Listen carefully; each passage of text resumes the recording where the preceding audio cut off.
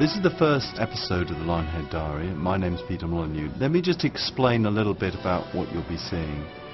We at the Game Developers Conference recently unveiled one of the 3 big features that are going to feature in Fable 2. And that big feature is the emotions that you will be feeling as you play the game. And so, you feeling loved is really important to us. And that's what a lot of this episode is about. Love is that warm, fuzzy feeling you get when you realize that somebody cares about you so much they'll forgive you being a complete arse. Love is very important to me, sort of in my life. I kind of very much like to consider myself a romantic. Love means many things to me. It's family love, erotic love. What people often do is confuse lust with love. Love for pizza, love for coffee. God, I love coffee. Because we deal with love every day in our lives, and we it's something we recognise and are very sort of intimate with. If it's faked on screen, it can be very jarring. It can be very obvious that it's wrong, and so it's very difficult to get that right.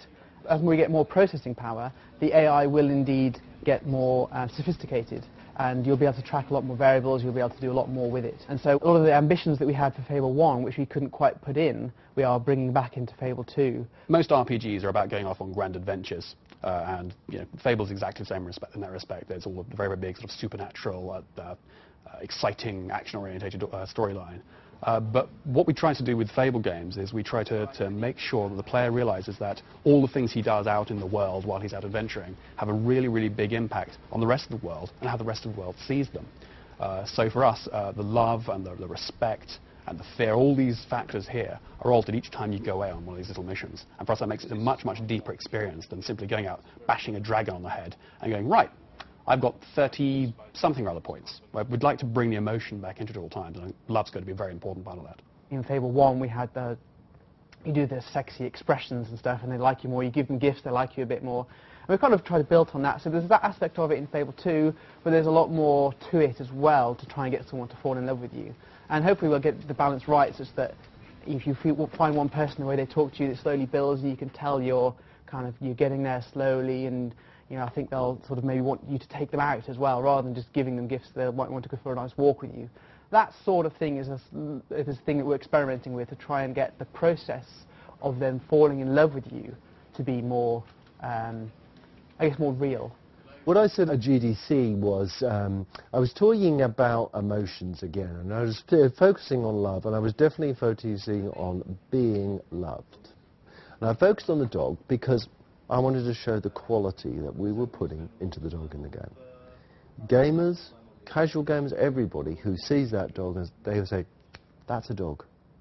I understand him. I understand when he's excited, I understand when he's sad, I understand when he's happy, I understand when he's hurt. He looks like a real dog. What we could have done is given you this dog and made him controllable by you. Allow you to send him to places, get him to wait, have him so that you could press a button, he could attack. That would have been the easy thing to do, but no, we've been brave about this. We give you no control over the dog. I don't press a button when I go out with my dog for a walk. I just go out with the dog, and the dog does his thing. And he knows that if I don't like something, he damn well doesn't do it. That's how you control the dog in the game. If you look at the history of other visual media, cinema, for example, the addition of love and sort of emotive content has been a really big deal. If you look at Charlie Chaplin, he introduced emotion into a film called The Kid, and suddenly cinema was elevated to a new form of art. I'm not quite saying we're there yet, but I'd very much like to think that we're kind of in the vanguard of groups who are interested in this side of games rather than sheer thumb candy. We give you no control over the dog. Just think about that a second. No control over the dog. You haven't got a dog button. And a lot of people would say, that's just mad, man. How can I be engaged with something? And what we've said is, you control the dog by playing the game. You control the dog by worrying about you as a hero. I think the very fact you don't control him makes him feel real. Makes him feel like something that has a mind, and that has an agenda, and that agenda, first and foremost in that agenda, is his love for you. his willingness to sacrifice himself for you, his need to please you in everything that he does.